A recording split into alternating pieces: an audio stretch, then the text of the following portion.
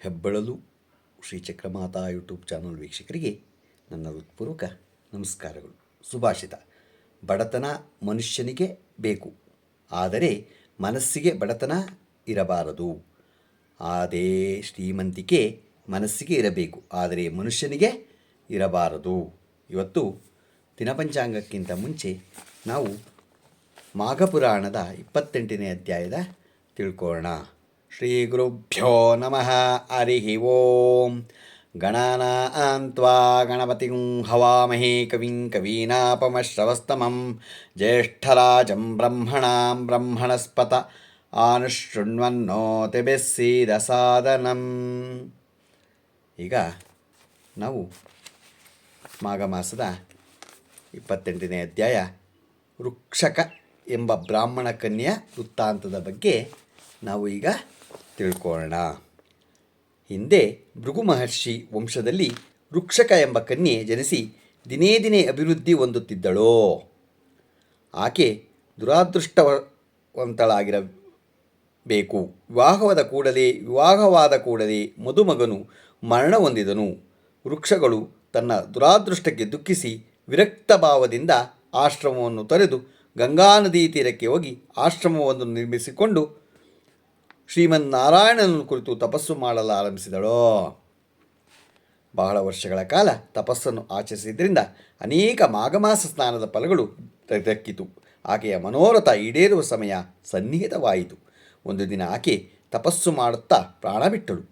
ಆ ದಿನ ವೈಕುಂಠ ಏಕಾದಶಿಯಾದ್ದರಿಂದ ವೈಕುಂಠಕ್ಕೆ ಹೋದಳು. ಆಕೆ ಬಹಳ ವರ್ಷಗಳ ಕಾಲ ವೈಕುಂಠದಲ್ಲೇ ಇದ್ದು ನಂತರ ಬ್ರಹ್ಮಲೋಕಕ್ಕೆ ಹೋದಳು.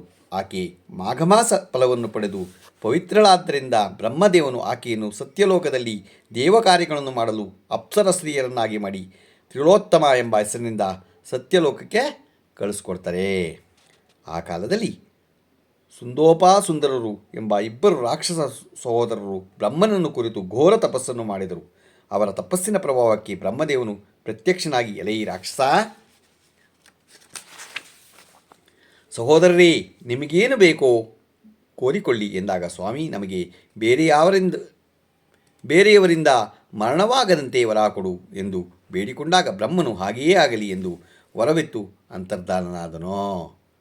ಏನೇ ಆಗಲಿ, ಯಾಕೆ ವರ ಕೊಡ್ತಾರೆ ದೇವರುಗಳು ಅಂತಂದರೆ, ಅವರು ಅಷ್ಟು ತಪಸ್ಸು ಮಾಡ್ತಾರೆ, ದೇವರನ್ನು ಮೆಚ್ಚಾಗಿ ತಪಸ್ಸು ಮಾಡ್ತಾರೆ. ಹಾಗೆ ನಾವು ದೇವರು ಮೆಚ್ಚಾಗೆ ಪೂಜೆ ಮಾಡಬೇಕು. ಬ್ರಹ್ಮದೇವನ ವರನವನ್ನು ಪಡೆದ ಆ ಇಬ್ಬರು ರಾಕ್ಷಸರು ಮಹಾ ದುರಹಂಕಾರಗಳಾಗಿ ದೇವತೆಗಳನ್ನು ಹಿಂಸಿಸಿದರು. ಮಹರ್ಷಿಗಳ ತಪಸ್ಸಿಗೆ ಅಡಚಣೆ ಉಂಟು ಮಾಡುತ್ತಿದ್ದರು. ಯಜ್ಞ ಯಾಗಾದಿ ಪೂಜೆಗಳಲ್ಲಿ ಮಾಂಸಾದಿಗಳನ್ನು ಹಾಕಿ ಪ್ರಜೆಗಳಿಗೆ ನಾನಾ ರೀತಿ ತೊಂದರೆಗಳನ್ನು ಕೊಡುತ್ತಿದ್ದರು. ದೇವಲೋಕಕ್ಕೆ ದಂಡೆತ್ತಿ ಹೋಗಿ ದೇವತೆಗಳೆಲ್ಲರನ್ನೂ ಓಡಿಸಿಬಿಟ್ಟರು. ಇಂದ್ರನು ಮುಂತಾದ ದೇವತೆಗಳೆಲ್ಲರೂ ಸತ್ಯಲೋಕಕ್ಕೆ ಹೋಗಿ ಬ್ರಹ್ಮನನ್ನು ಬೇಡಿಕೊಂಡರು. ಮಹಾನುಭಾವ, ಸುಂದರನೆಂಬ ರಾಕ್ಷಸರು ನೀವು ಕೊಟ್ಟ ವರದಿಂದ ಮದೋನ್ನತರಾಗಿ ತಪಸ್ವಿಗಳನ್ನು ಬಾಧಿಸುತ್ತಾ ದೇವಲೋಕಕ್ಕೆ ಬಂದು ನಮ್ಮೆಲ್ಲರನ್ನು ಓಡಿಸಿ ಸೆರೆಮನೆಗಳನ್ನಿಟ್ಟು ನಾನಾ ಬಿಭತ್ಸವನ್ನಾಗಿ ಮಾಡುತ್ತಿದ್ದಾರೆ.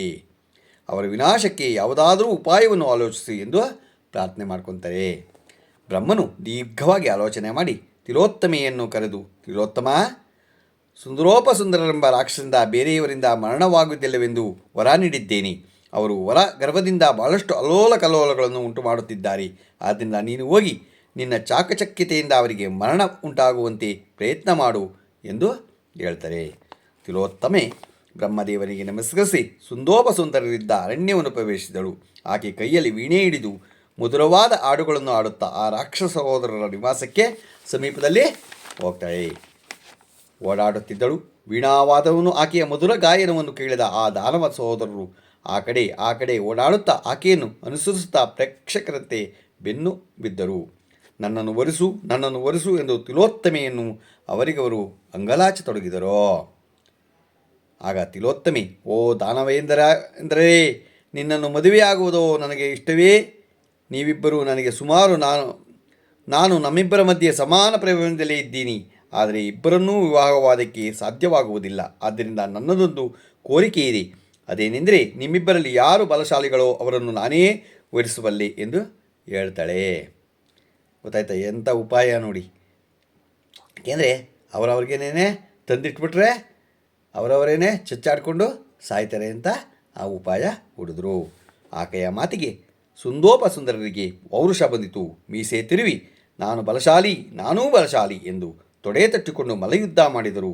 ನಂತರ ಆಯುಧವನ್ನು ಹಿಡಿಯಲು ಒಂದಾದರು. ಗದೆ ಹಿಡಿದರು, ಮುದ್ಗರಗಳನ್ನೆತ್ತಿದರು. ಏಟಿಗೆ ಪ್ರತಿ ಏಟು ಕೊಡತೊಡಗಿದರು.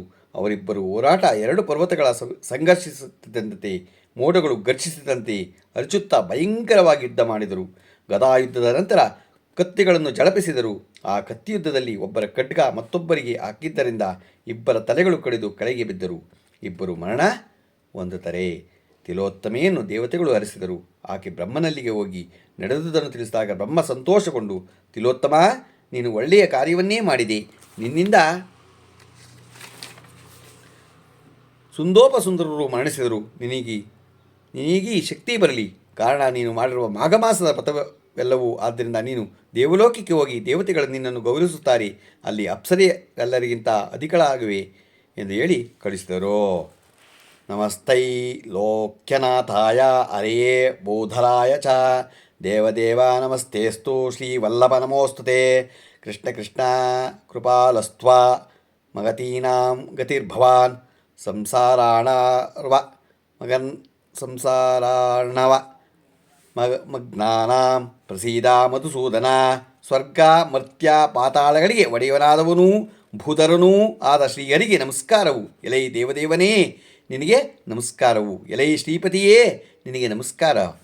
ಹೇ ಕೃಷ್ಣ, ನೀನು ಕೃಪಾವಶಾಲಿಯು. ಗತಿ ಇಲ್ಲದವರಿಗೆ ನೀನೇ ಗತಿಯು. ಮಧುಸೂದನ, ಸಂಸಾರ ಸಾಗರದಲ್ಲಿ ಮುಳುಗಿಸಿದವನಿಗೆ ಪ್ರಸನ್ನನಾಗು ಅಂತ ಕೇಳ್ಕೊತಾರೆ. ಇಲ್ಲಿಗೆ ನಾವು 28ನೇ ಅಧ್ಯಾಯವನ್ನು ತಿಳ್ಕೊಂಡ್ವು. ನಾಳೆ 29ನೇ ಅಧ್ಯಾಯ ತಿಳ್ಕೊಳ್ಳೋಣ. ಈಗ ನಾವು ದಿನಪಂಚಾಂಗವನ್ನು ತಿಳ್ಕೊಳ್ಳೋಣ. ದಿನಾಂಕ 26/2/2025 ಬುಧವಾರ, ಶ್ರೀ ಕ್ರೋಧಿನಾಮ ಸಂವತ್ಸರ, ಉತ್ತರಾಯಣ, ಶಿಶಿರ ಋತು, ಮಾಘ ಮಾಸ, ಕೃಷ್ಣ ಪಕ್ಷ, ತಿಥಿ ತ್ರಯೋದಶಿ, ಬೆಳಿಗ್ಗೆ 9:37. ನಕ್ಷತ್ರ ಶ್ರವಣ, ಹಗಲು 4:23. ಮಳೆ ಶಿಶಿರ ಋತು, 3ನೇ ಪಾದ, ಶತಭೀಷ, ಮಳೆ ಶತಭೀಷ 3ನೇ ಪಾದ. ರಾಹುಕಾಲ 12:36 2:05 ತನಕ ಇದೆ. ಗುಳಿಕೆ ಕಾಲ 11:07 12:36 ತನಕ ಇದೆ. ಯಮಗಂಡ ಕಾಲ 8:09 9:38 ತನಕ ಇದೆ. ಇವತ್ತು ಯಾರು ಹುಟ್ಟುಹಬ್ಬ ಆಚರಿಸ್ಕೊತಿದ್ರು, ಮದುವೆಯಾದ ದಂಪತಿಗಳು ವಾರ್ಷಿಕೋತ್ಸವ ಆಚರಿಸ್ಕೊಂತಿರೋರಿಗೆ ನಮ್ಮ ಹೆಬ್ಬಳಲು ಶ್ರೀ ಚಕ್ರಮಾತಾ ಯೂಟ್ಯೂಬ್ ಚಾನಲ್ ಕಡೆಯಿಂದ ಶುಭ ಕಾಮನೆಗಳನ್ನು ತಿಳಿಸ್ತೀವಿ. ದೇವರು ಅವರಿಗೆ ಆಯಸ್ಸು, ಆರೋಗ್ಯ, ಐಶ್ವರ್ಯ ಎಲ್ಲ ಕೊಟ್ಟು ಕಾಪಾಡಲಿ ಅಂತ ನಾನು ಕೇಳ್ಕೊತೀನಿ. ನಮ್ಮ ಹೆಬ್ಬಳಲು ಶ್ರೀ ಚಕ್ರಮಾತಾ ಯೂಟ್ಯೂಬ್ ಚಾನಲ್ ಯಾರು ಸಬ್ಸ್ಕ್ರೈಬ್ ಆಗಿಲ್ವೋ ದಯಮಾಡಿ ಸಬ್ಸ್ಕ್ರೈಬ್ ಆಗಿ, ಲೈಕ್ ಕೊಡಿ. ಇದು ನಿಮ್ಮದೇ ಚಾನಲ್ ಆಗಿರೋದ್ರಿಂದ ನಮ್ಮ ಲಿಂಕನ್ನು ಬೇರೆ ಗ್ರೂಪ್ಗಳಿಗೆ ಫಾರ್ವರ್ಡ್ ಮಾಡಿ. ಇದು ಮಾಘಮಾಸ ಆಗಿರೋದ್ರಿಂದ ಎಲ್ಲ ಕಥೆನ ಕೇಳಿ ಒಂದು ದಿನ ಹೋಗಿ ಎಲ್ಲ ಮಾಘಮಾಸದ ಒಂದು ನದಿನಲ್ಲಿ ಸ್ನಾನ ಮಾಡ್ಕೊಂಬನ್ನಿ, ಒಳ್ಳೆಯದಾಗತ್ತೆ. ನಮಸ್ಕಾರಗಳು, ನಮಸ್ಕಾರಗಳು, ನಮಸ್ಕಾರಗಳು.